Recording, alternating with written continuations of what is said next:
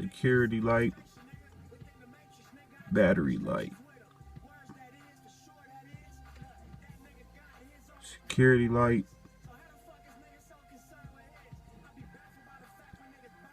battery light. Someone please help me and tell me why this is doing that. I cannot get my car to start. It cranks and it does not start.